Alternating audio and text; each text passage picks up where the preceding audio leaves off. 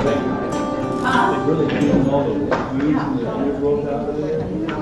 Good evening, everyone, and welcome to the Maitland City Council meeting of December 13th, 2021. And everybody will please remember to silence their electronic devices.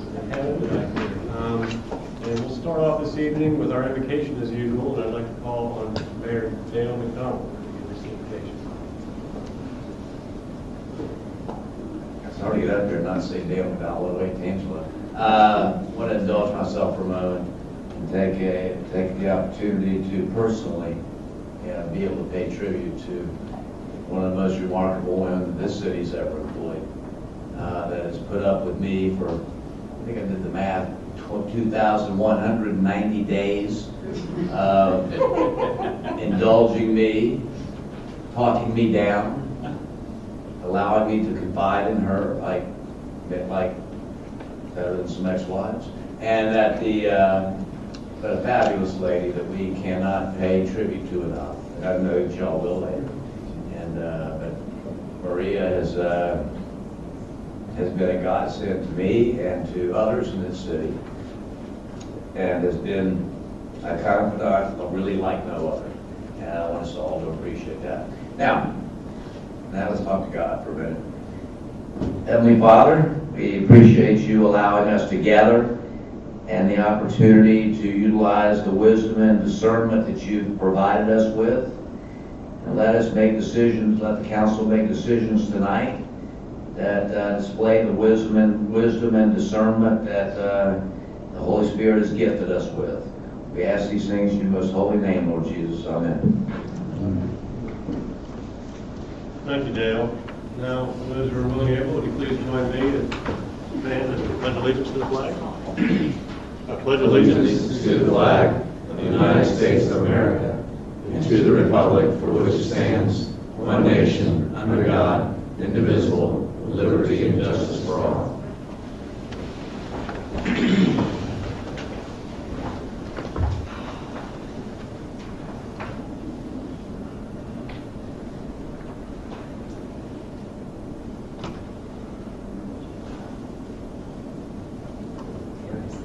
We have a couple presentations this evening, and Dale has already kind of previewed the first one. It's just going to be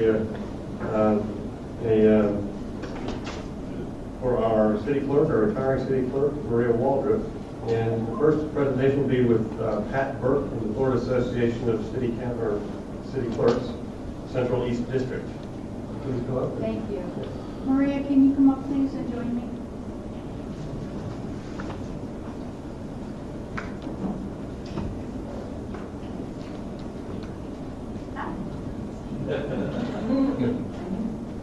Good evening, Mayor, Vice Mayor, members of the council, and all those in attendance. My name is Patricia Burke, and I'm the Florida Association of City Clerks, the Central East District Director, the Town Clerk for the Town of Palm Shores, the Co-Chair of the Professional Education Committee, and a member of the Florida Education Task Force. It is with great pleasure that I appear here this evening to congratulate Maria, Master Municipal Clerk, on her retirement. Also with me is Michelle Longo from Longwood. Maria received her Master Municipal Clerk certification in 2011. I know, Maria, that you have served your city with dedication and professionalism over the years. I am sure your journey as a city clerk has been filled with many challenges and just as many rewards. Yes, she does. But because of your dedicated service, nothing would get in the way of that task at hand. Your replacement will have some very large shoes to fill. I commend you for your 36 years of municipal service. I know it takes hard work and perseverance, but you manage both with grace. I personally will miss serving with you, and after many years we have spent together on the Professional Education Committee, your seat on that committee will also be difficult to fill. I know you are looking forward to your well-deserved retirement. I hope you have some wonderful and exciting adventures planned, and who knows, maybe one of these days we might just meet up in an MMA fight. At this time, I would like to take a moment and read the Florida Association of City Clerks Resolution 2021-32. A resolution of the Florida Association of City Clerks expressing appreciation and gratitude for the many years of service and dedication of City Clerk Maria T. Waldrop MMC, City of Maitland, Florida. Whereas Maria T. Waldrop has diligently served the City of Maitland for 36 years and held herself to the highest standards, given much more to the city than she received. And whereas Maria T. Waldrop was a valued member of the Florida Association of City Clerks since September of 2003, and therefore received her MMC designation in August 30th of 2011. And whereas Maria T. Waldrop has carried out the duties and responsibilities in her capacity to the best of her abilities, utilizing and sharing her knowledge and expertise, which was enhanced by her participation in FACC through its conferences and educational seminars. Now, therefore, be it resolved by the Florida Association of City Clerks that, Section 1, the Florida Association of City Clerks offers its sincere appreciation and extends best wishes on behalf of all of its members to Maria T. Waldrop in recognition of her retirement after years of dedicated service and professionalism in representing the office of City Clerk for the City of Maitland. Section 2. This resolution shall take effect immediately upon adoption and authenticated by the signatures of the President and President-elect of the Florida Association of City Clerks. Presented this 13th day of December 2021, Stacy Johnson, MNC, President, Florida Association of City Clerks, City of Palms Beach, and Cheryl A. Mooney, MNC, MPA, President-elect, Florida Association of City Clerks, City of Temple Terrace.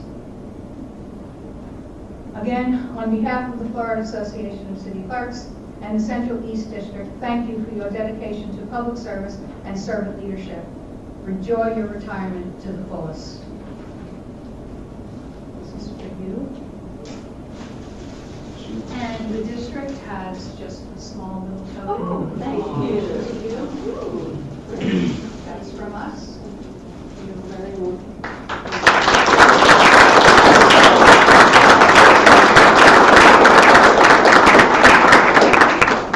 Don't be shy. Don't cry. And don't cry. Oh, yes, thank you so much.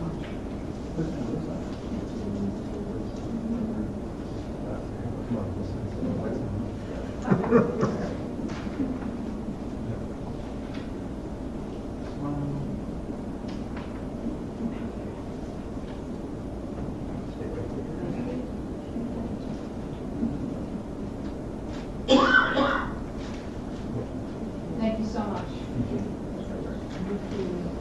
Godspeed. Thank you. Thank you, ladies, and it's been an honor serving the FACC. I want to miss y'all, especially our committee where Pat provides us food.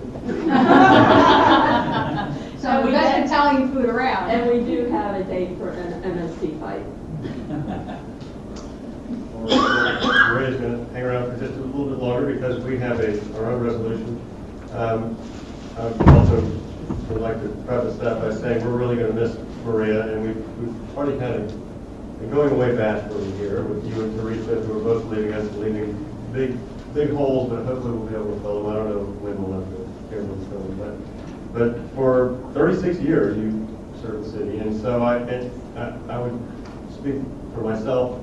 Mayor McDonald has already spoken, Mayor Sheeperdecker's here, the council, everybody who you helped with all your consummate professionalism and your cheerful demeanor. I mean, you're always working hard for us, and you've always, I think, just people look to you as the type of person they want to work with, and we all look to you as someone who's never going to let us down and always going to go above and beyond.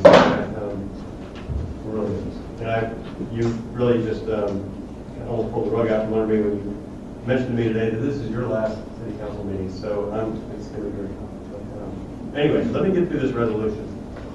We have a city council resolution for Maria. Whereas Maria T. Waldrop has served the city of Maitland, Florida with honor and dedication as police secretary to the Maitland Police Department from May 1985 through April 1989, executive assistant to the city manager, acting city clerk from April 1989 through December 31st, 2006, and as city clerk from January 1st, 2007 through November 30th, 2021. And whereas I would pause here at this moment because Maria has always coached me when I'm reading the resolutions. I don't actually have to read every one of them, every one of these whereas clauses, but this one I'm going to read every single one of them. So, whereas Maria has always performed her duties effectively, legally, with outstanding competence, providing extraordinary service to 4 mayors, 15 council members, and thousands of residents in this community during her tenure.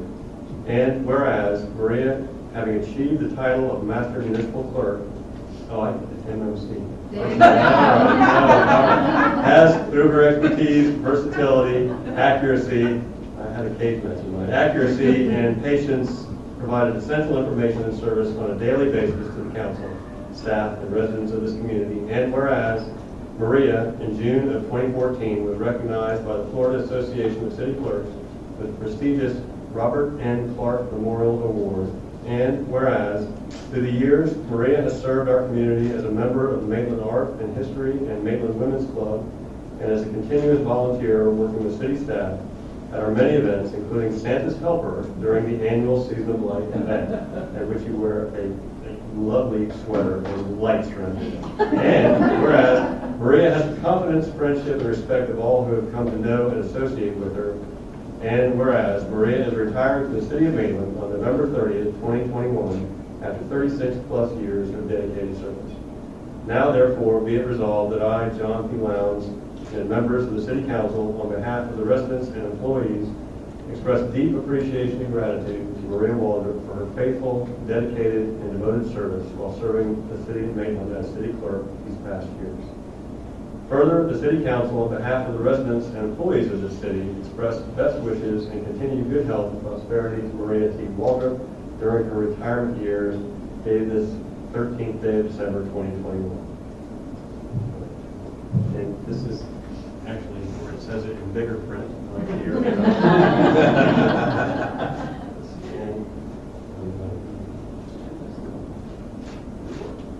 And we also have for you a lovely tower showing our appreciation. We'd love you to have that as well.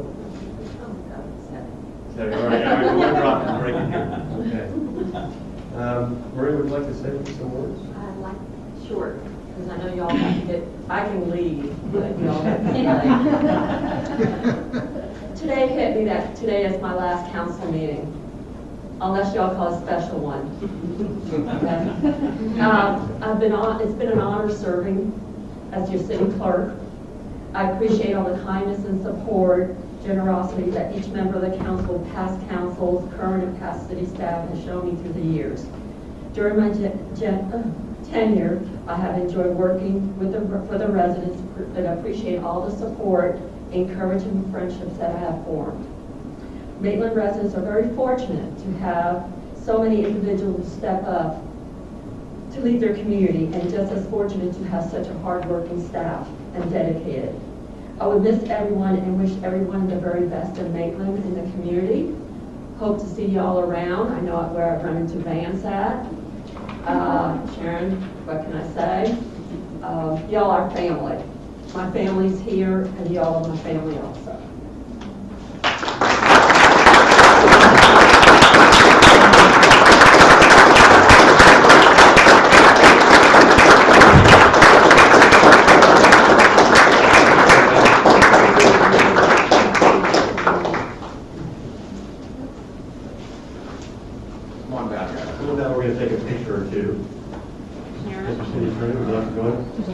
Yes, ma'am. I wonder who that person is. Where do you want to go? Yes, they will be.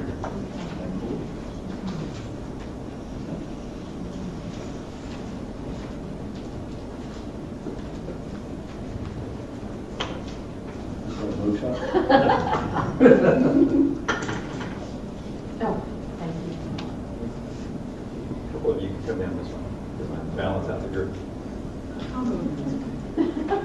Come on in, Ray. You're not scared of me. Tonight? I'll let you have that one now.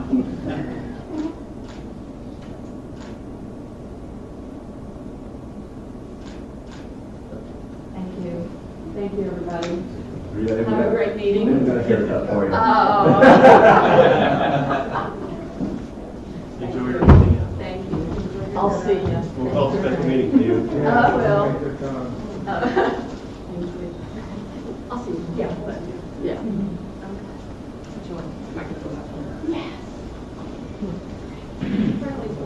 practice the colors. Yeah, no, did you, yeah, you got the, no, you did get the email. Good. I said you're not. Yeah.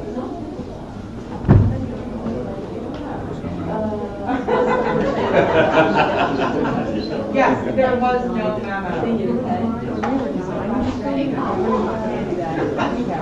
again. Thank you. Oh, yeah. Yeah, I'm forcing myself to go down.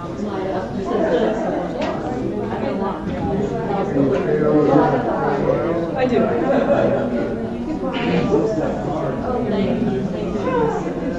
So I pulled that up on my big screen and I still couldn't read it. Oh, can you again? Yeah, I was like, I can't read that through. Yeah, you gotta really. Yes, I Then I found out there's really nothing I'm missing in it. Couldn't tell who's could read. Right. This is how it goes. We can wait together.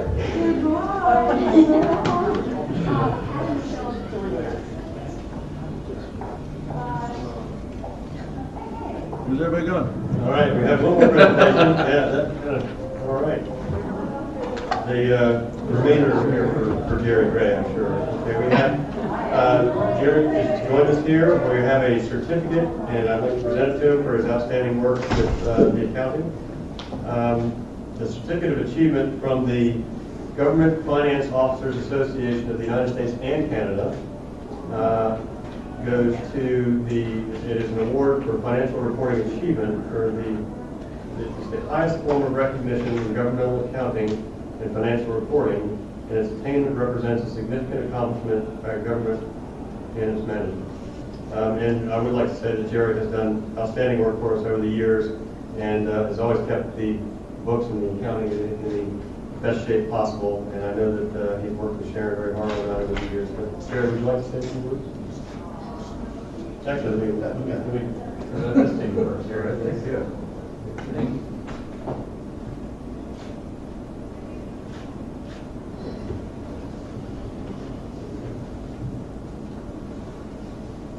Just want to thank the council for the support that they give us in approving our budget every year. We do try to spend it responsibly and equitably and all that good stuff. Do appreciate the support that Sharon provides and the guidance. And it's always a learning experience. Been great. It's great working with you. I wanted to say special thanks to Maria, but she's gone. It's a hard act to follow, and thank you.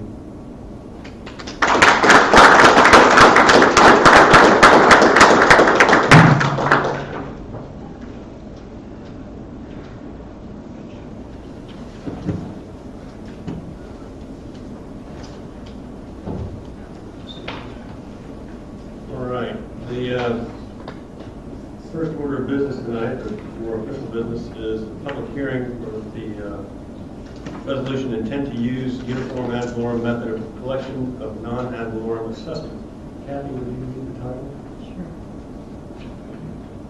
A resolution of the City Council of the City of Maitland, Florida, declaring the City of Maitland's intent to use the uniform method for the levy collection and enforcement of non-ad valorem special assessments under Section 197.3632 Florida statutes to fund the undergrounding of utilities and installation of street lighting upon a portion of Greenwood Gardens, Section 1, as more particularly described in Exhibit A attached hereto, stating the need for the levy of such special assessment, making findings in support thereof, providing a description of the real property subject to the special assessment, providing for notice to the property appraiser, tax collector, and the Florida Department of Revenue, and providing for an effective date.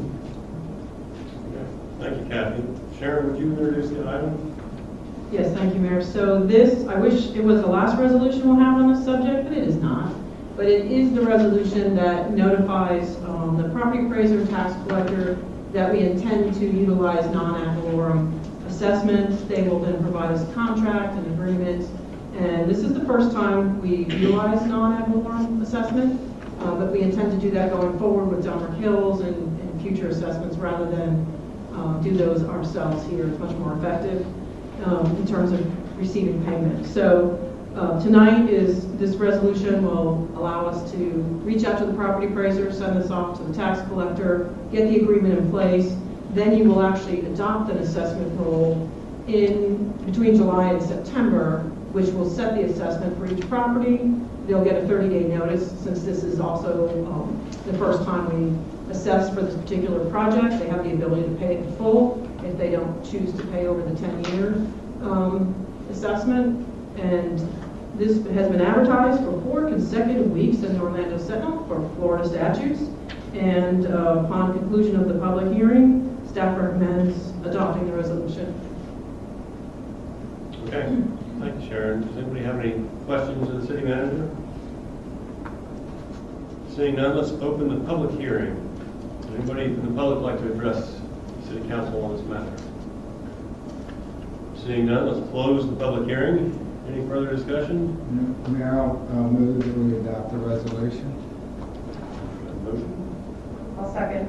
And a second. Call the roll. Yes. Councilmember Guthrie. Aye. Councilmember Hall Harrison. Aye. Councilmember Thomas. Aye. Councilmember Wild. Aye. Mayor Lambs. Aye. Okay. All right, Mr. City Manager, do we have any old business to report? I have some items, sorry. I have some items I'll address under the city manager's report at the end. Okay, thank you. All right. Let's move on to the consent agenda. Does anybody on council have any items they wish to remove from the consent agenda? Cancel the December 27th meeting. I'd like to talk about that. We need a second and a third for that. All right, we're leaving the consent agenda intact then. Anybody from the public would like to comment on consent items 3 through 12? Seeing none, go ahead and close public comments, and a motion will be in order. Motion to approve the consent agenda. Second. Motion is second. Kathy, would you call the roll? Sure. Councilmember Hall Harrison. Aye. Councilmember Thomas. Aye. Councilmember Wild. Aye. Councilmember Guthrie. Aye. Mayor Lambs. Aye. Okay, now is the Maitland public period where anybody from the public can come and address city council on any item that's not on the agenda. Would anybody like to address any item not on the agenda? Seeing none, let's close the public period. Decision items. We have the approval of the GMP for improvements to Fort Maitland Park. Mr. Khan, would you introduce the item for us? Thank you, Mr. Mayor. Council, good evening. The Fort Maitland Park Improvement Project was first identified in the Park and Recreation Master Plan. There were a number of improvements that were called for in that plan that was approved by council in April of 2017. Since that time, we've had several discussions at with both the Park and Recreation Advisory Board and City Council on the design of that project. Some of the initial improvements that were identified were to include a playground and a picnic pavilion at that site, additional car spaces that were to accommodate non-motorized access to the lake, demolishing and relocating the restrooms, repaving the parking drive aisles of the park, improving landscaping and stormwater treatment in the park, and adding a paved walkway from the car parking areas to the lakefront of the park. There were some additional discussions that we had during that design process that added some other elements such as a kayak and paddleboard drop-off area and launching area to the park, both load-in and load-out area in addition to the aforementioned improvements. Converting the police boathouse that was no longer needed to a lake viewing deck. And we had a lengthy discussion in council and was determined to maintain the current number of boat parking spaces that we have at the park. So considering all the aforementioned improvements, city staff have had a number of discussions with the city's construction manager, Risk, for car construction. We've negotiated a construction contract with a guaranteed maximum price of $1,661,000 with a project contingency of $90,000. So with that, the item before you tonight is an approval of the contract, and I'd be happy to answer any questions you may have. Okay, does anybody have any questions of Jay? A couple quick ones. Just on the kayak launch there, how many cars will that drop-off hold? Will that hold 2 cars? I want to say it was That would be an 5. unloading and loading spot, right? Yeah, I'm sorry, I do not have that on the tip of my tongue.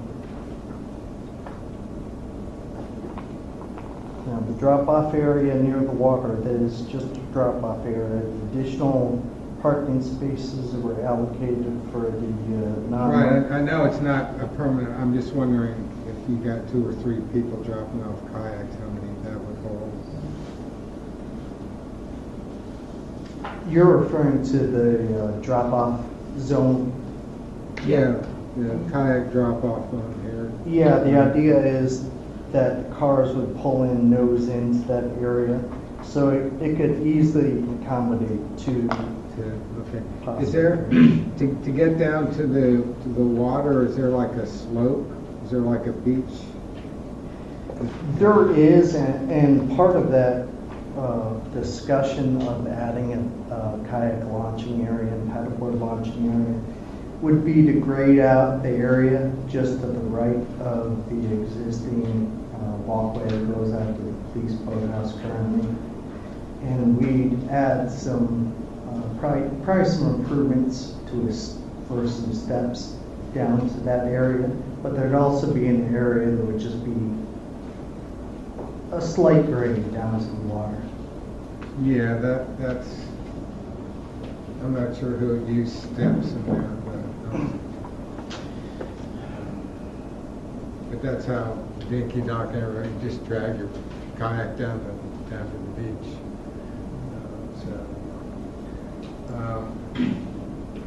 This is more of a slope though, right? Yeah. Dinky dock, right? Right, dinky dock is a little tricky, actually. Yeah, on the sheet C1.2, there, it says that area is a gravel fill area.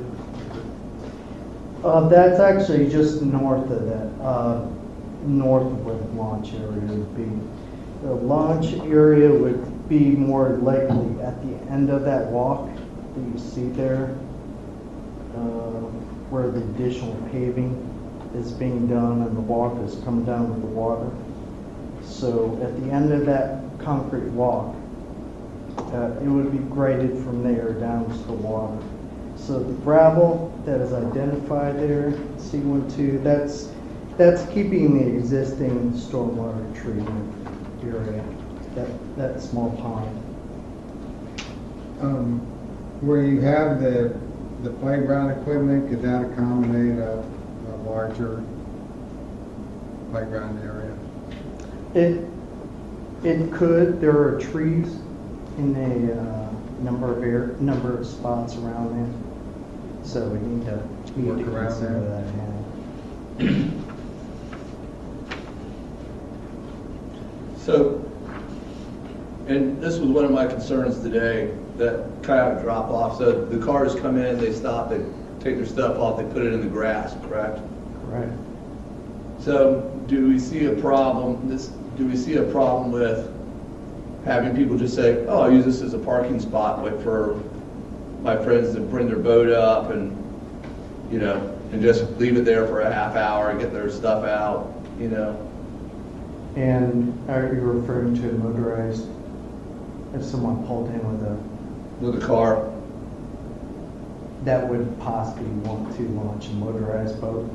No, I'm saying Oh, I is if see. somebody, say my friend's bringing his boat and I'm meeting him there, I come up, I just use that as my parking space. Maybe we could have a sign out there that says, you know, 5-10 minute drop off or something to discourage people from parking there long-term. So say, if, Mr. Thomas comes up with his boat and there's cars parked there just waiting for something else, he can't really use it. So we could do like some signage or something. Oh, sure. Yeah, that was planned for both that area and the boat load in, load out zone.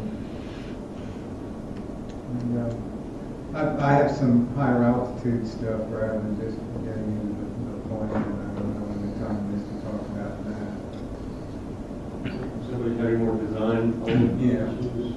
I only had one comment about the kayak area, because of course, you've got multiple different views on here, and of course, none of them are loading on my iPad. But when I was looking at it earlier, I think it would really benefit right where the kayak area is to put like some, basically like zebra crossing marks, so that it's really hashed out to show that, that whole area is going to be people crossing actively. sure. Because I saw that there's a whole different schematic just for painted lines, but I didn't see anything for that area specifically, and so I would encourage us to have something right over that kayak area that really does have like white hashed lines to show that like not only not a parking area, but it's also active pedestrian, so people will be crossing back and forth. So that was my only comment on that area. Easily taken care of. I think one of the issues, and this, again, will go to 30,000 foot later, but I think some of the things we're talking about here are an example that, for me, this park is trying to do a lot of things.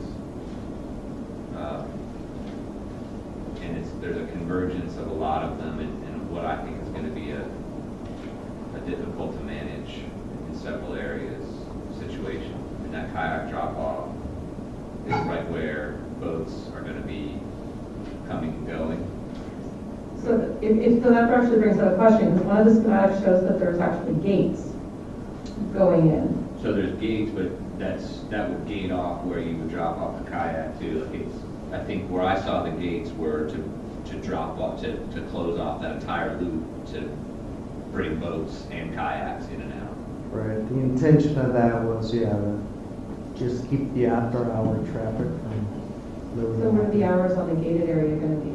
It would be 10 p.m., that's per the park ordinance, that closes all parks at 10. The posted time at that park is 6 a.m., but I believe that there may be a conflicting sign down there currently, that a second one that actually is 7, but the intent with this improvement is to clean all that up.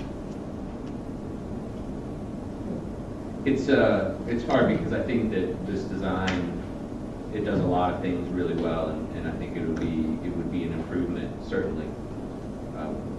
I just think there's going to be challenges. Anyone who's spent time there, it can be chaotic on a Saturday or a Sunday there, and that's probably a gentle term. I mean, it can be quite difficult to maneuver around there, and that park down there by the lake is very challenging. So we're kind of adding another element down there with this kayak drop-off, and I just think we're potentially setting ourselves up for just competing uses down there. So I don't know that there's a better way to do it, and that's part of the challenge here, is that I don't know if there's a better way to get people to the water who have kayaks and have non-motorized, and unless we're truly committed to kind of saying this is not going to be a boat launching site, I think it does pose some challenges. So, but that's mine. Can I ask, and this is asking a question real quick, because he said talking about boat launching, and just made me remember something I was looking at I didn't see here. So we're taking away the police boat area, right? So we don't have, I was looking on here, we don't have a dedicated spot for our police force. So when they bring the boat with their trailer and the truck, where does that go? Wherever they want. Well, there's not a spot, right?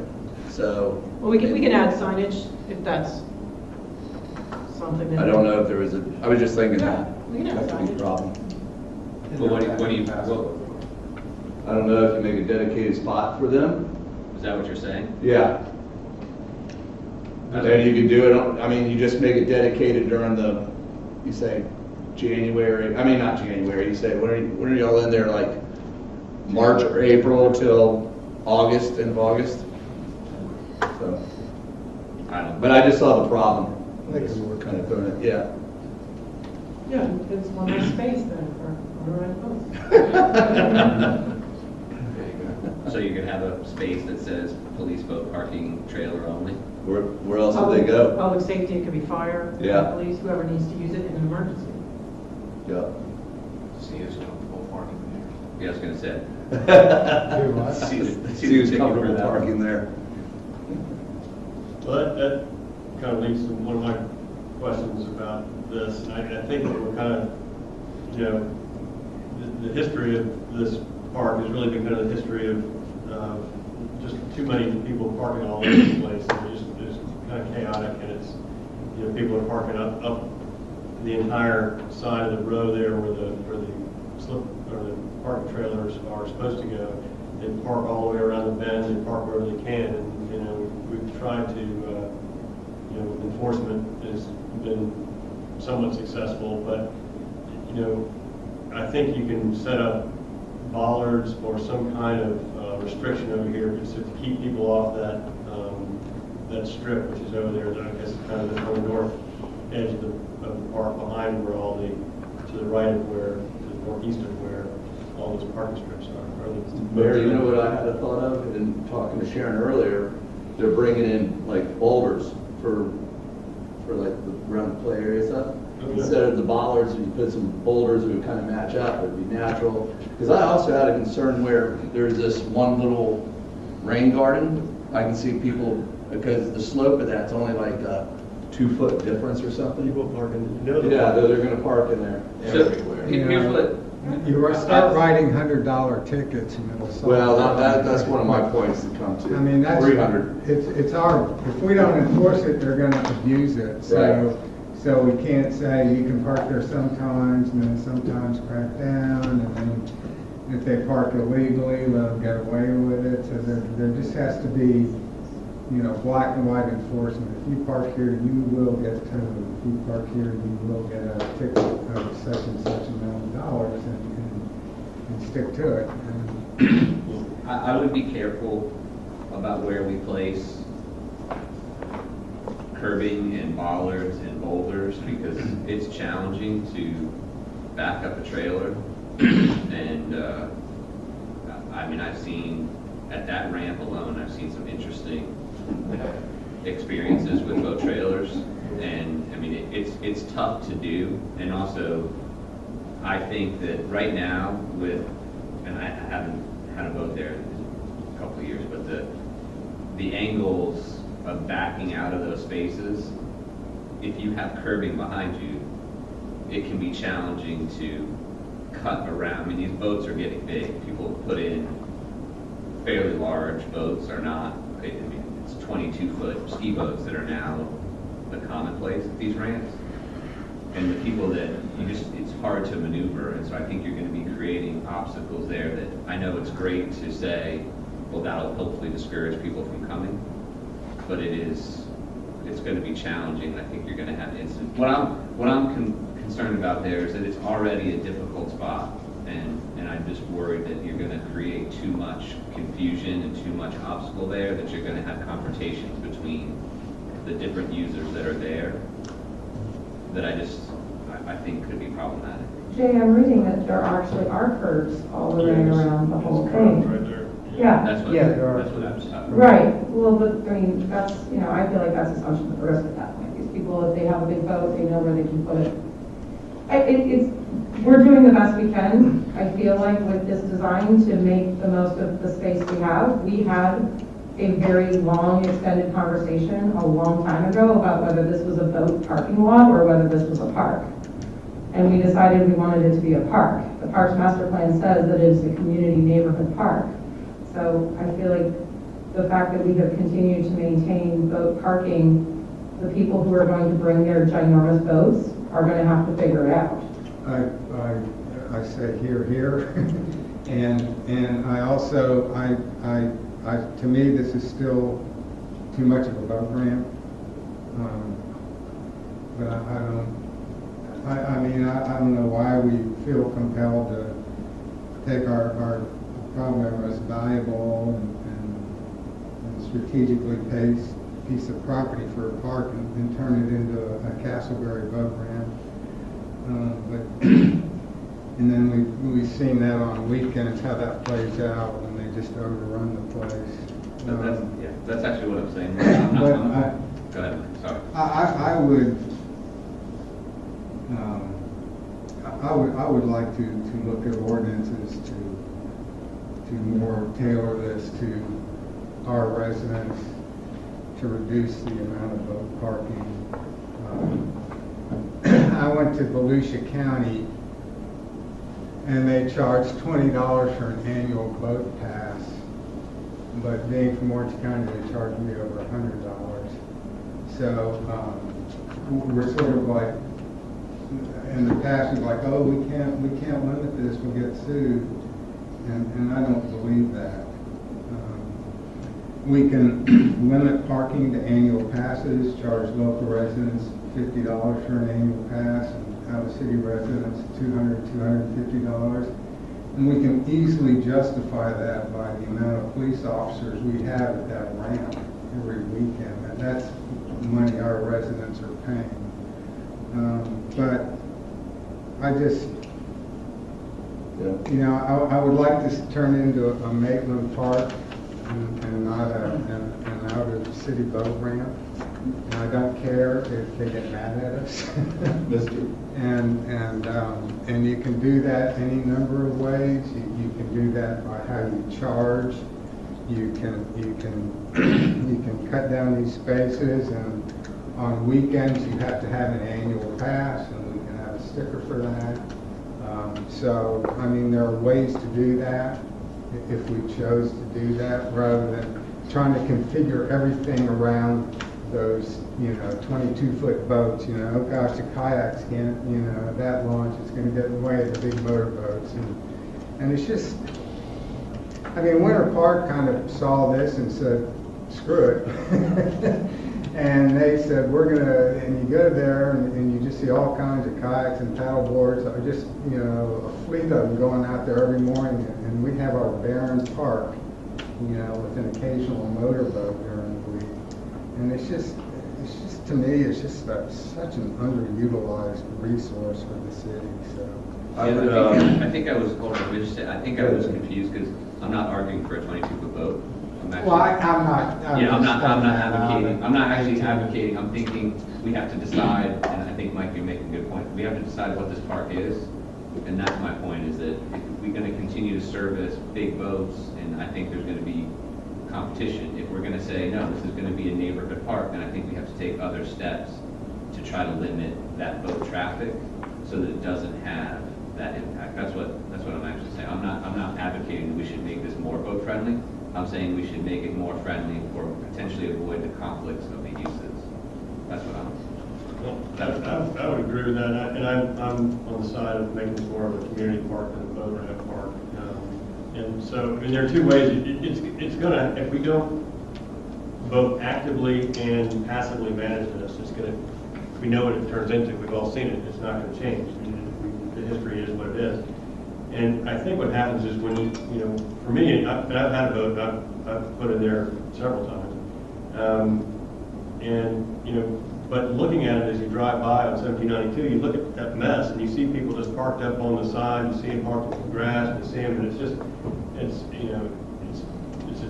it's disrespectful, it's the Wild West, and you don't want to go there. I mean, you just look at it and say, well, why would I bring my kids to that park? I know there's a place in there, but Lord knows what's going on in there. It's just jammed up in there. There's people parking all over the grass. I'm not going to get involved with that. And so people stay away from it. So, at the same time, if you can make it uncomfortable with somebody with a 22-foot boat, and you put in a couple of boulders along that line, and they hit that a couple times, and I think I don't like going there so much. It's going to be tough.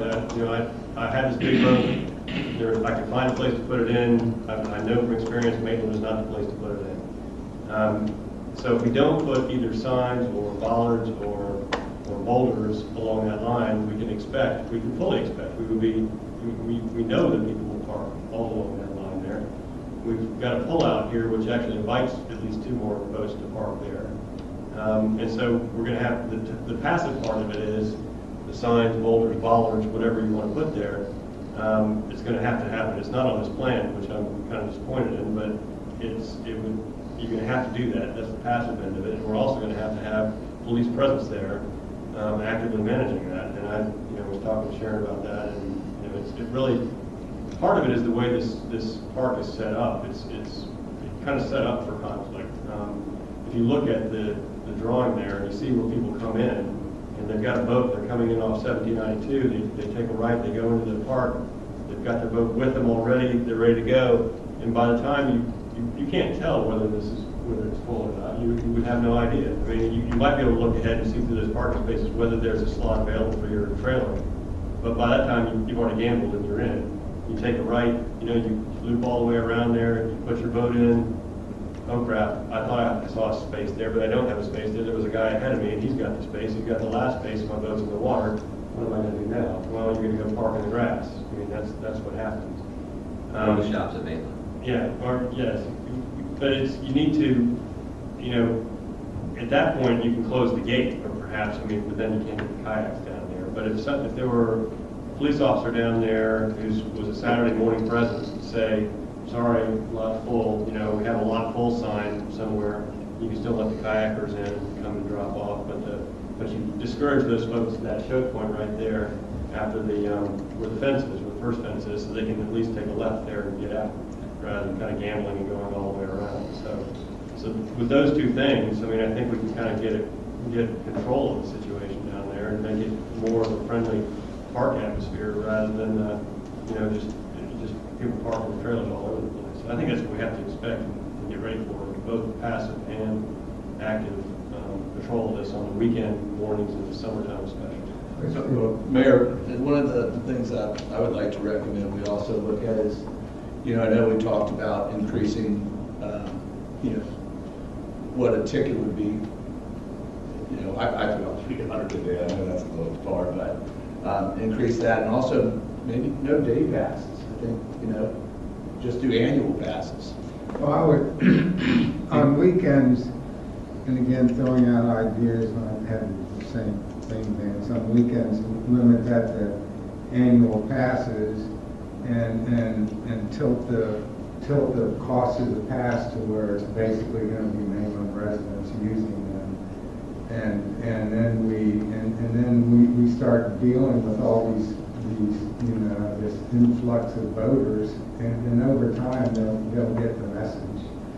And when you get a $50 ticket or $100 ticket, whatever, you get those a couple times, and you're not going to do it anymore, and the word's going to get around. But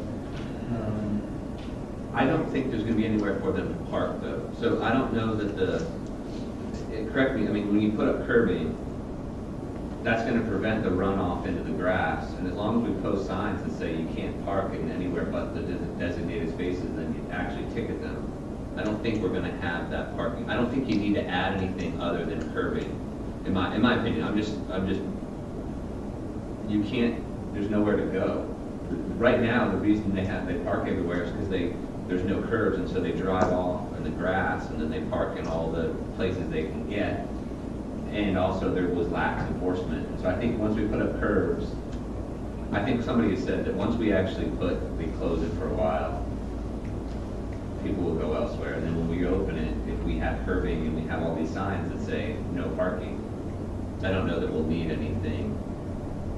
I don't know that bollards do anything beyond I'd be surprised if anybody in an F-150 was hurt by a curb. Yeah, I was trying to think the same thing. I was thinking the same as that thing. But anyway, but that'll come out. So I think I see two things here. One is what we're dealing with the design tonight, but also coming back with an ordinance about passes and parking and that kind of thing. So I think this is going to be what it is tonight, and we'll figure out if we follow ordinance. So what I got was no grand opening of the ramp. let's not announce that. Right, I think the park, you can open the park. Just the park, the playground, but signage, bollards, boulders, look at those type of, if we need them, if the curbing does not suffice to stop someone from going off in the signage. Full lot signage, so when it's full, we tell people to take the left and leave and not take the right and come all the way around. Add a parking space for public safety, which now takes it down to 11 spaces available.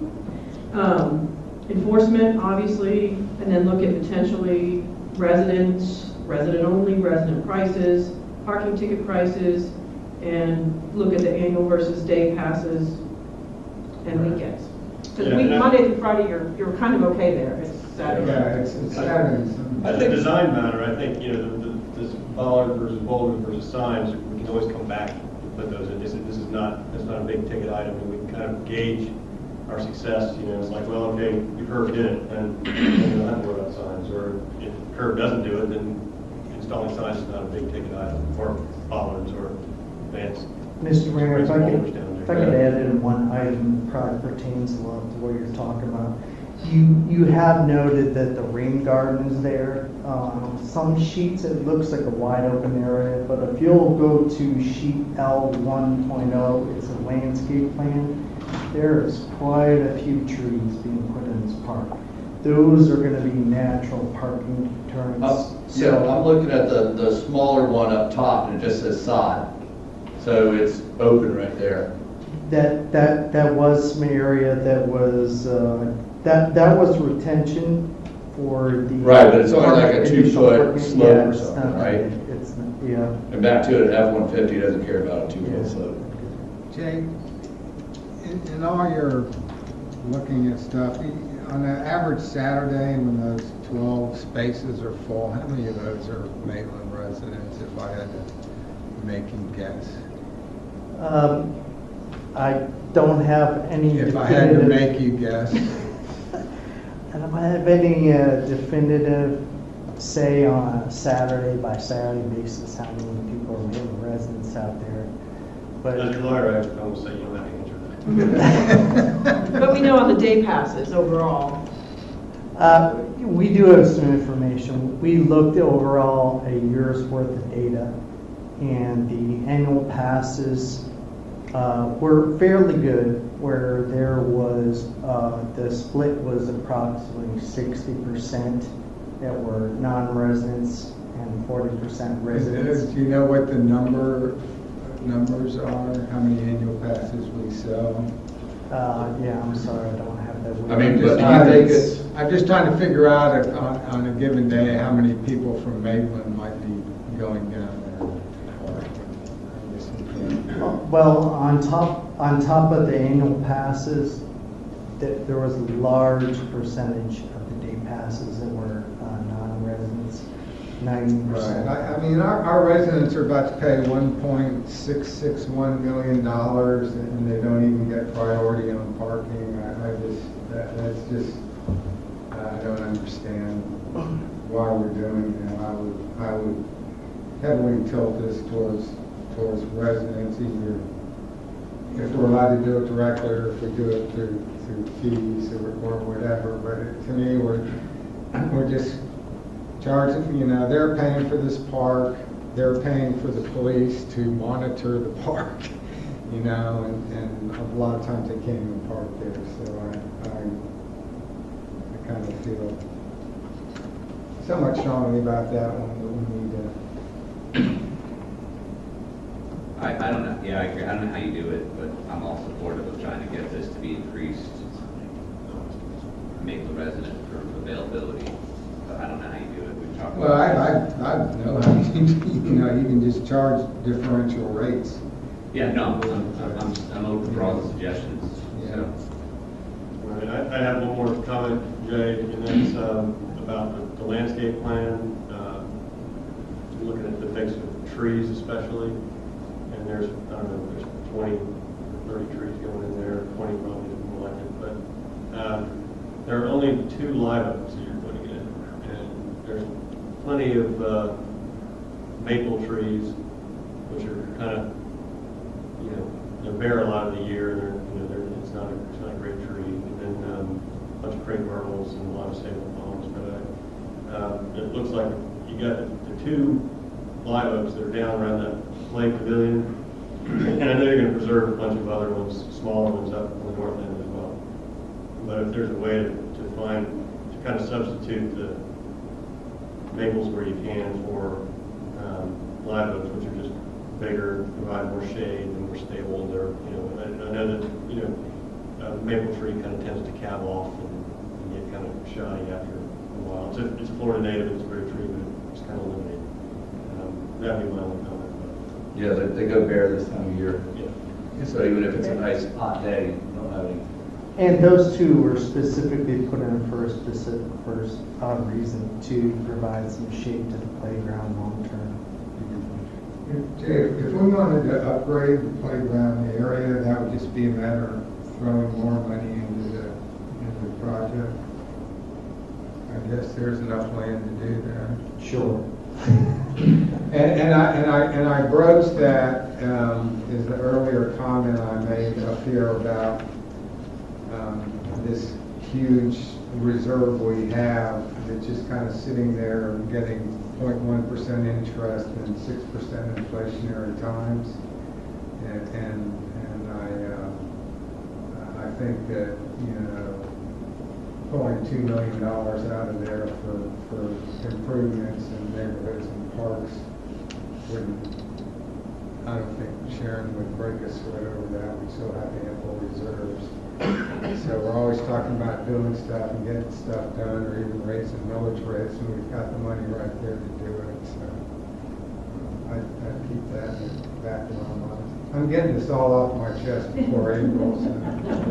Well, you made the same comment about the Hill Rec.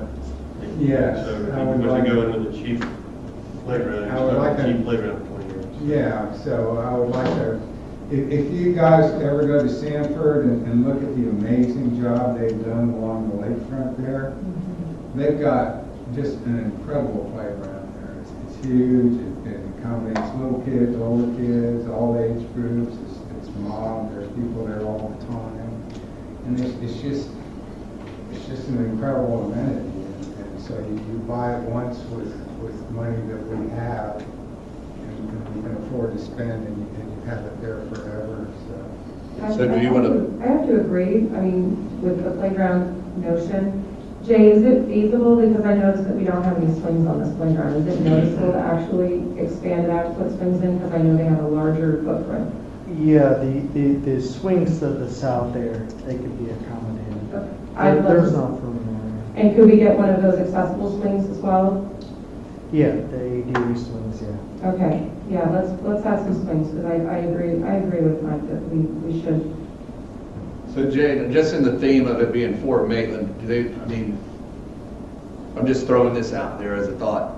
Do they have playground material that's kind of like a fort kind of stuff that you can say, all right, this is Fort Maitland. Yes, there is kind of Fort themed. Yeah,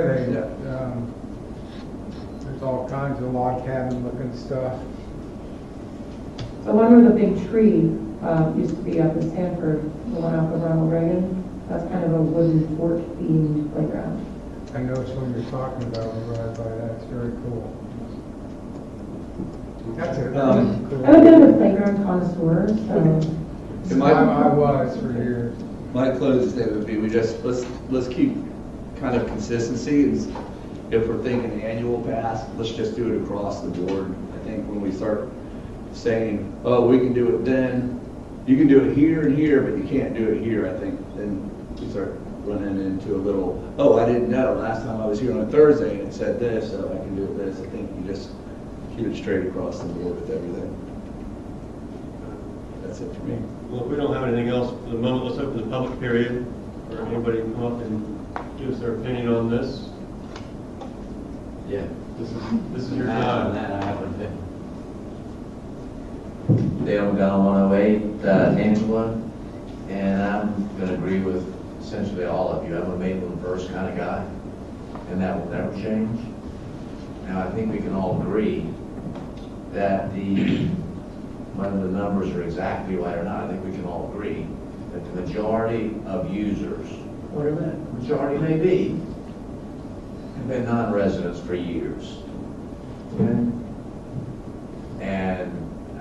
sure that I'm gonna ever feel great about spending 1.6, 1.7, 2 million, whatever the number becomes, to be primarily enjoyed by people that don't pay the taxes. And sorry to be the Neanderthal that I can be. But first and foremost, I want to take care of Maitland residents. Now, we can do that, Mike's idea, or all of your ideas, I think you would all agree, if there's a way to incentivize Maitland residents in the use of the park, use of the boat ramp, and to be able to do that safely, playgrounds, whatever amenities we may find ourselves improving that site with. Because remember, this was a 1978, if I remember, Sharon, gift to the city, the entire piece of land. And we continue to think like 1978. So, if we think bigger, broader, and think Maitland first, let's see if we can find a way to reward our residents with the ability to be able to utilize it first and foremost safely. And that's going to require enforcement. And so don't want to offend anybody by writing a $30 ticket. Days are over. Should be over. That's our obligation to people that elected you folks. So, while prioritizing the ability to park, to utilize, to increase the functional utility of this unduplicatable piece of dirt. That's all we have for access to the chain of lakes, from a boat access, or even a view access.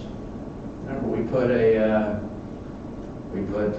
Mayor Schuperdecker's deck in place for a view amenity. Now, how do we maximize even the view amenity here? The pavilion's great. We want people to be able to utilize it. Well, let's give as much view. I'm not sold on the idea of a roof over the proposed deck. Yeah, I know it would get hot, Mike, and I understand. That's because you never go outside in July, You think? I'm kidding. I know you are. So, given that, do we want that to be a gathering spot? Again, we're pretending like the pick up and drop off for Dog Island parties is not even an issue. There are bigger issues here and broader issues. We can't control what comes from the lake into the lake from outside. Or from inside, internally. But we can do all we can to prioritize our folks being able to use it. Thanks. Thank you, Dale. Anybody else from the public to address it? Seeing none, let's close the public period. Any further discussion? So just to confirm, we are doing owner direct purchasing on the playground equipment, and it's in here, but we're going to be purchasing it to save sales tax money. So are we looking at swings and upsizing it? Is that? I think that's what I... Okay, all right. So we do know, so a couple things just on the design, and again, I think there's interpretation. So is there a way to make it so that when there are no spots that people can still get down to launch kayak? That's what I'm trying to think of how we're going to cram all this in. That's my concern. My concern is actually, I think the one less parking space for designated emergency use is a good thing. Put it as a first space and make it an emergency use, only access point for the lake is a good idea. I think enforcement obviously is a good idea, but what I'm just trying to figure out is making sure that we have that kayak drop-off point. Well, all these boat trailers are lined up to make that curve, and they're waiting for spots to open up. How is someone going to get down there to drop off their kayak? Can you direct people who are waiting in line for a spot to stay right, so that will that lane accommodate, 2 cars? Will that accommodate someone who's got a kayak on their roof that wants to come and drop off on that spot? Things like that I think the park is just, it's trying to do so much. I'm just trying to avoid the conflicts. And so if there's things we can do to get people to move on when the trailer spaces are full? And when people are waiting, is there places where people can still access that kayak drop-off point or not? That's what I don't know if there's been. I think, and I don't want to keep everybody here on this, I think over time, if we made those spaces pretty much for Maitland residents and reduced their number to a number that would serve Maitland residents, then people kind of get that message over time. And we don't have a big lineup of boats, we don't have a big boat cluster, we don't have voters running over kayakers.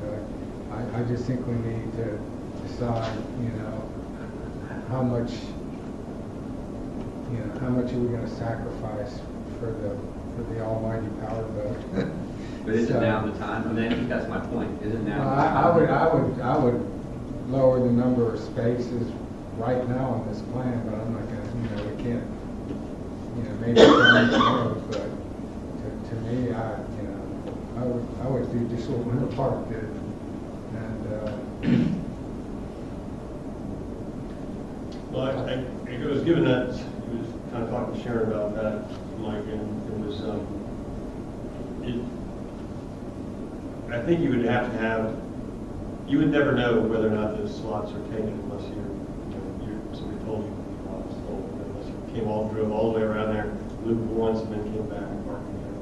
Unless somebody's down there to say, if we have a police officer down there, or whoever would do that, to say, okay, now I see if those spaces fill up, they're going to be filled for hours, right? Nobody comes in and parks a boat trailer there for half an hour. And so once they filled up, you could go, at that, again, that kind of choke point there where that gate is. If you had just a little sign that turned sideways and locked full, you wouldn't have to close the gate certainly, and that would only be closed at night. But somebody with even though the lot is full, if you have a kayak, you want to drop it off, you can still drive down to that loop and drop it off. And I would say that if anybody kind of gets behind the line of boat trailers and have kayaks on top of their car, they just, you gotta wait in line. Because if they try to get around, that's when you really have problems. You have people going around and trying to zip in and get out in between folks. I think it's going to happen. And I think what people are going to end up doing with the kayak stuff is I think they're just going to end up parking up by the playground area or off in that, next to that rain garden, and then just walking them down. Yeah, you could do that too. I think that's going to make more sense because there's that path there that goes down next to that drive aisle that kind of goes up to that parking lot. And I think that's what people are going to choose to do instead of fighting with boat trailers. Right, if you have those little rollers, the wheels you put on your kayak, and you were just to walk it down, that would be the easiest way to get there.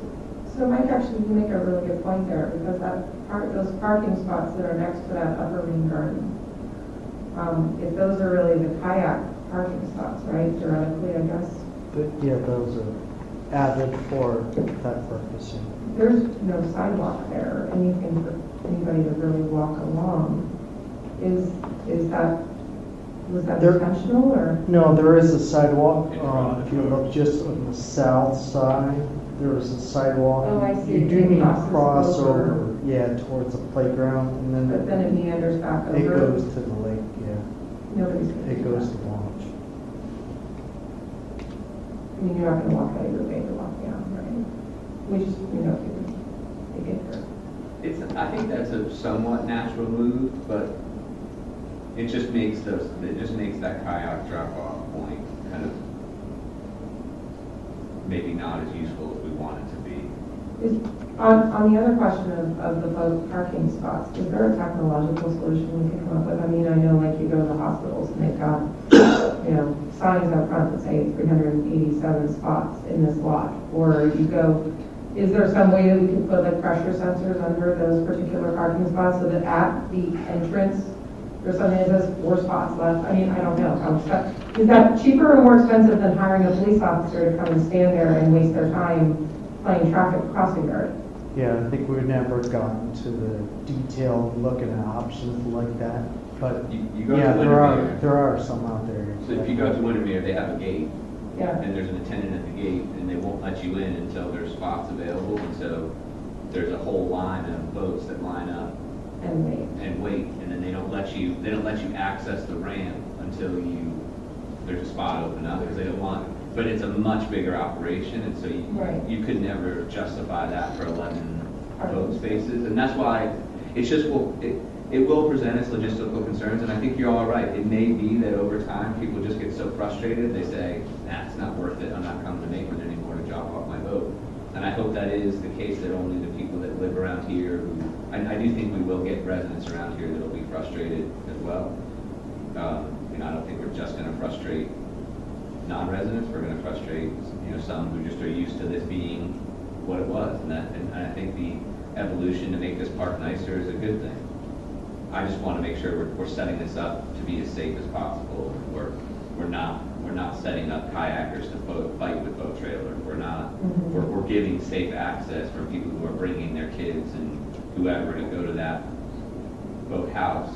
As much as we can do now in the design stage, that's what I'm mostly concerned about on the design element of it. I do think that the contract is a lot.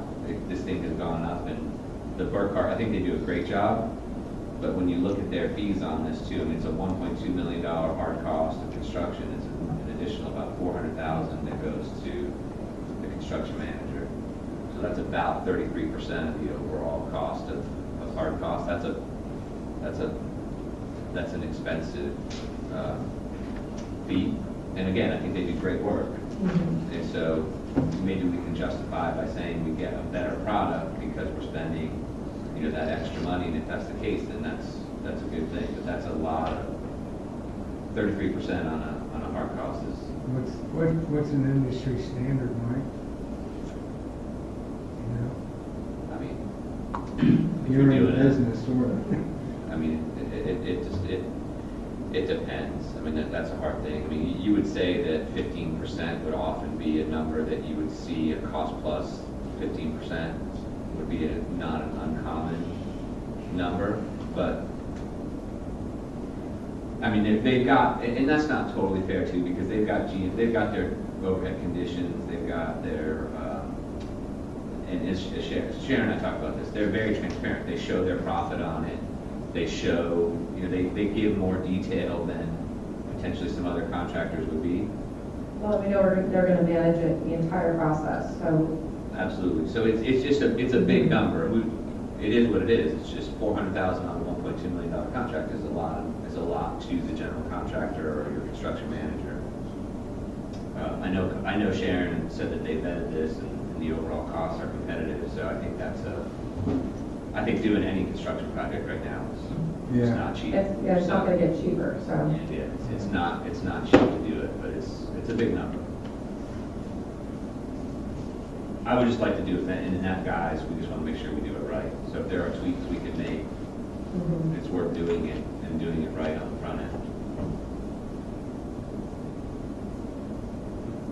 So if there are crosswalks that make it easier for pedestrians to get down to the water, I'm all for it. And again, I think I was misconstrued. I'm all for trying to make this more pedestrian friendly and less boat centric.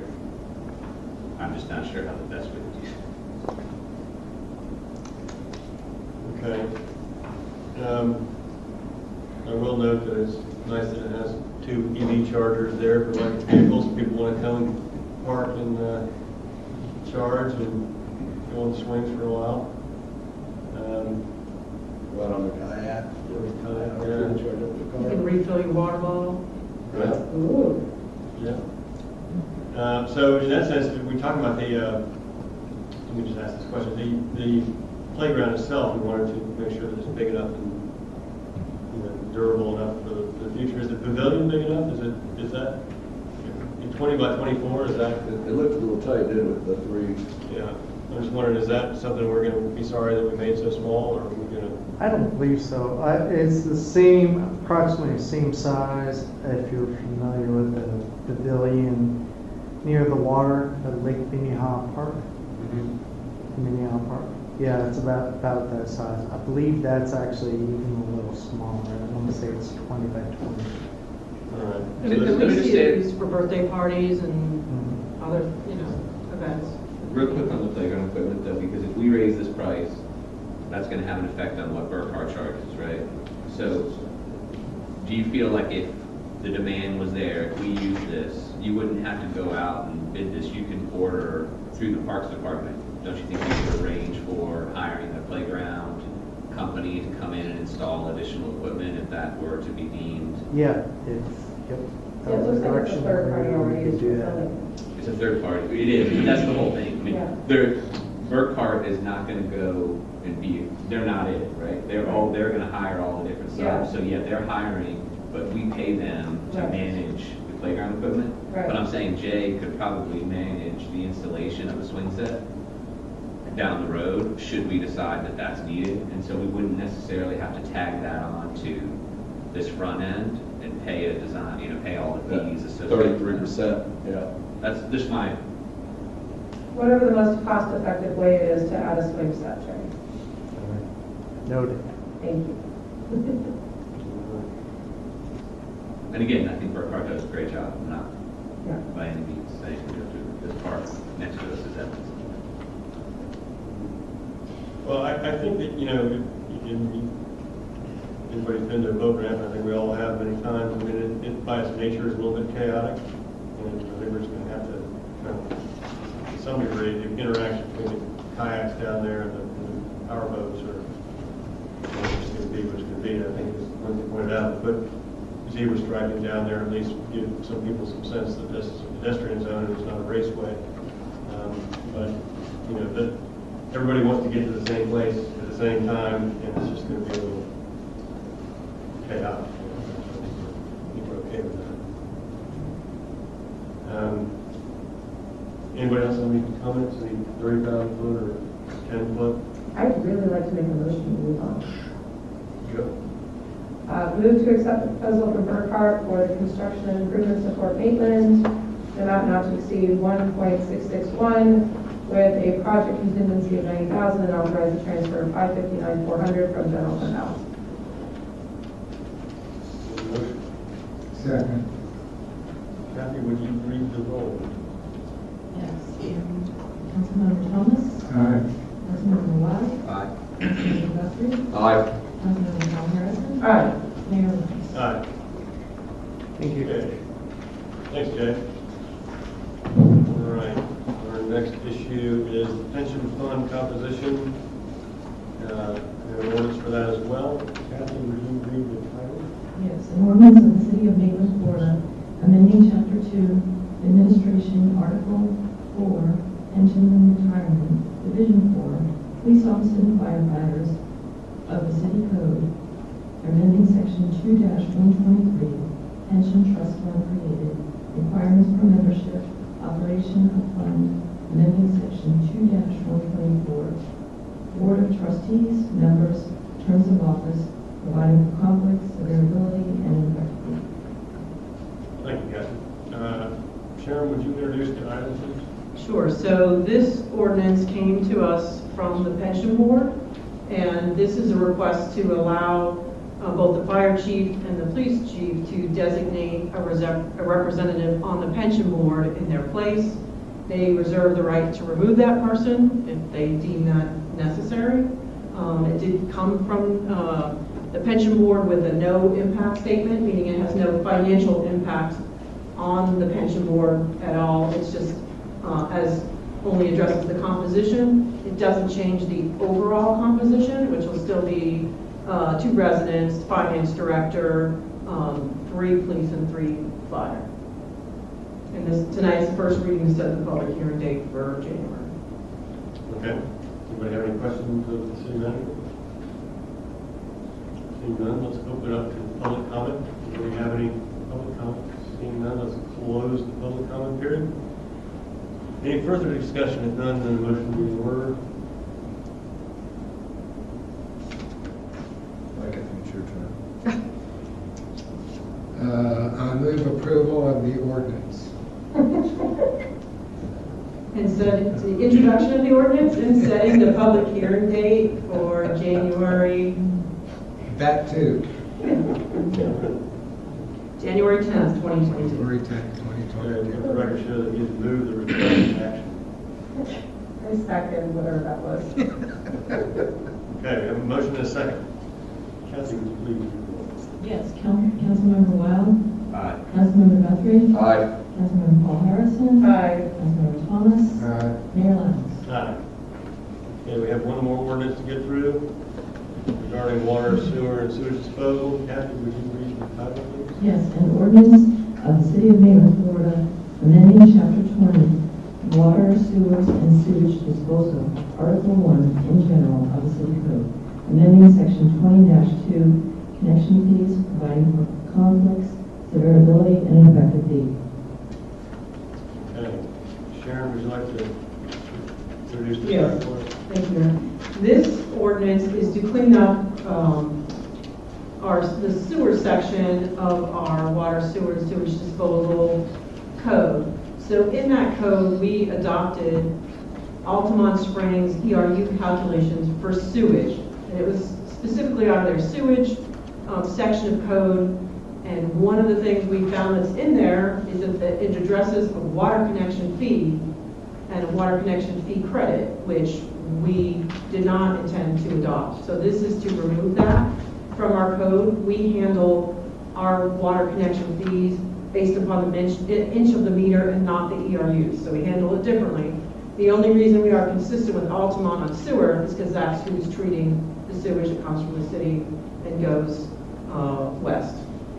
So it should not have been adopted, and we found that it actually is in the code. It's in the wrong section of code, but it is still in there. So this will be a first reading introduction and setting the public hearing date for January 10th, 2022. Okay. So we're just cleaning a little bit of the sewage out of our code. Anybody have any questions for Sharon?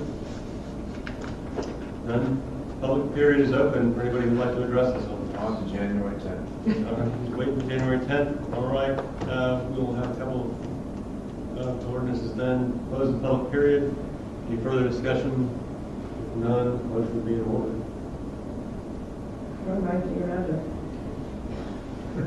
I can't move the ordinance, can I'll move to introduce an ordinance on first reading to amend Chapter 20, Water, Sewers, and Sewage Treatment, and set the public hearing date for January 10th, 2022. Second. There's a motion and a second. Kathy, would you please read the roll? Yes. Councilmember Guthrie, Aye. Councilmember Paul Harrison, Aye. Councilmember Thomas, I? Aye. Councilmember Wild, Aye. Mayor Lennox. Aye. Okay, we're done with the ordinances for the evening, and there's no discussion items, so let's go directly to the reports. Let's start with the city manager, just because I believe you said you had. Yeah. Yes, thank you. So I did want to update, we had our quarterly meeting with Duke Energy. And this was the time, the date they had talked about supplying us with the Domerick undergrounding plan, the initial conceptual plan. And what we heard from them this month is that it's another year out, that they, the PSC changed the rules about how they can use targeted undergrounding funds, which are the ones that we used in Greenwood Gardens to offset that cost, and that they don't know what will qualify, so they were going to take a step back and wait till they figure that out. And at this point, we told them, no, please just go ahead and design it as we asked you to do. We want to know what the total cost is. We can figure out later who's going to pay for what, but we still don't have the information to know if this is a $2 million project or a $10 million project, and that sizing is going to make a big difference, as well as we don't know what land we might have to acquire for the switchgear, because there is switchgear that needs to go in there, and we own very little property back there. So it was disappointing to hear that they waited a year to tell us they didn't know how to. Apparently the PSC changed the rules, and so the money is being directed to other hardening projects. And again, those folks are the PSC, they're appointed by the governor, so I'm not exactly sure where the money was going. On the good news front, though, the LED change out, the remaining LEDs, you may have been seeing them, they started doing them, but they'll start doing them in earnest in this upcoming year, first quarter, towards the end of the first quarter, they'll be changing those out. And that's at no cost to the city, and will result in an overall reduction in our lighting bills of about $4,000 to $5,000 a month. So this, the the disappointment you had with the undergrounding in Belmar was not your first disappointment. That wasn't this a series of disappointments? Yes. The last undergrounding. Yes. My understanding from our discussion was you were, Mark, were very frustrated with them waiting and always moving the goalposts and really not foot dragging and not really being very interested in helping us. It does not seem like they want to do this project, which is confusing to me because it is a project that we are talking about funding, providing the funding for. And after storms, they have such a problem in that area, you would think that that hardening project would be something they look forward to rather than being in backyards of people in Dummer. So I think the bigger issue is that they waited. I was not in the August meeting, but Mark was and told me it was not brought up at all in that meeting. So they did not even bother to say they put it on hold until I asked, where are we with the plans? So that our settlement with them says they are supposed to work with us.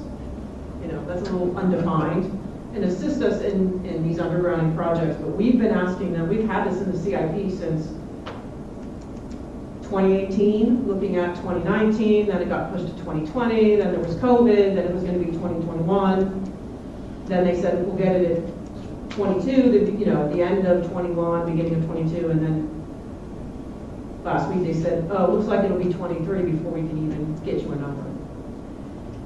So I will follow up to confirm that they are going to get us, they're no longer waiting for that number. Is there, unrelated, I guess, but would we, if we did this, if we bought the system back from them, would this be added to the cost? Can't do that until 2033. So when we spoke to the city manager of Wood Park, Randy Knight, Right. he does believe in the number that they paid for back then, that they did buy back their undergrounding. They also bought back or had to purchase stranded costs as well. But again, it's an arbitrated number, so you either agree to the number or you don't. So you make your case, and Duke Energy makes their case, and then you either choose to pay the price that the arbitrator gives you or you don't. Is there a way that can be negotiated in advance, that if we paid to underground the lines, that wouldn't be included in any eventual buyout? So I think that's what one of the things we were talking about. We wanted to find out how much it is, and then look at making sure that we're not buying back at the end. And if you want foot dragging now, I can imagine what that foot dragging will look like after they realize they're not going to come to Yeah, I don't think they're gonna make it easier for us to get rid of that. So, I mean, I guess after hearing your report from Mark's report, after actually hearing an earlier report, Mark's report from August, we know that we were disappointed. It strikes me that this might be a, I talk to your manager moment, I mean, and you're not getting anywhere administratively. You're meeting with the same people until they roll off, and then you're meeting with new people who have to go up to speed, and then they'll tell you another story. So the thought was that perhaps we could write to whoever is up the food chain there, the next person up, and I could send a mayor's letter for what that's worth. I mean, at least we'll have to be on the record as being dissatisfied with them not really living up to the spirit of the settlement agreement in any case. But I don't want to do that unless council feels like that's a good path to go. I mean, Sharon can help me draft a letter laying out the history of where we've been and then what we'd like to see going forward. Yeah, I don't think we're going to make any more progress with the folks that we're meeting with on a quarterly basis. And we just got a new account manager. We were told in this meeting that our account manager's gone, and we're going to get a new account manager. So you're starting again with new people at that level. John, and I like your energy, and I think, that's a good step to take. Will it be effective? It's Well, I'm probably getting in trouble for saying this, but it's Duke. And well, John's the expert, so I tend to defer. Well, I don't know if it'll have any effect. I mean, it's kind of like chicken soup. I mean, it could hurt. And more for documentation purposes. Right, and say where we've been. I mean, I would like to see kind of a recital of where you've all been in all your meetings and what's been promised and what has not been delivered. And I mean, if we're looking at FY22 after starting, this is seemed kind of ridiculous. So, and, you know, we could copy the PSC on that too. This is where we are, we're a bit frustrated, can we move on? But again, you know, this is a council decision. I'm in support. So, I mean, I can, if you want, I can draft something, we can have something drafted for the January meeting. We can look at it in January. Then you can all look at it. Sign it, send it, and see what it sounds like on the other. Okay, that's good. Is there anything else, Sharon? No, that's it, other than reminder about the holiday luncheon. Right? Right. Mr. City Attorney? A few things. I think the last time I was with you was in October, and I got to report to you that in the Peacock Court case, that the judge had dismissed the complaint. Of course, the case didn't go away. They got an opportunity to amend their complaint. They've done so. We filed another motion to dismiss. The one thing of note is on Wednesday morning, we have a hearing on a motion to transfer that they filed. They would like the case transferred to the Complex Business Division of the Orange County Courthouse. We'll see what happens. But that's an odd motion from our perspective. That was part of their response initially though, right? This is not a new motion. That's part of their amended complaint. It wasn't part of their amended complaint, but they filed it after their amended complaint, and they set it for hearing. It's a short hearing, it'll be a 15-minute hearing Wednesday morning at 8:30. It's a land use case, so it's an odd place to send it. It's a sense there might be forum shopping. That's our opinion, yes, sir. Who's the city judge over there? Judge Jordan.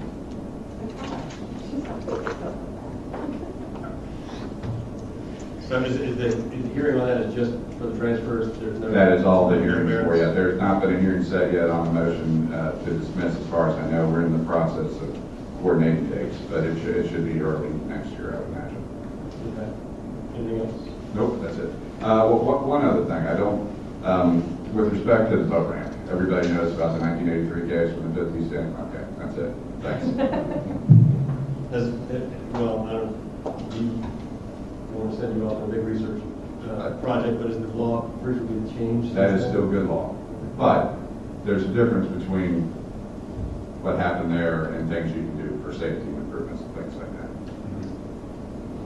Thank you. All right.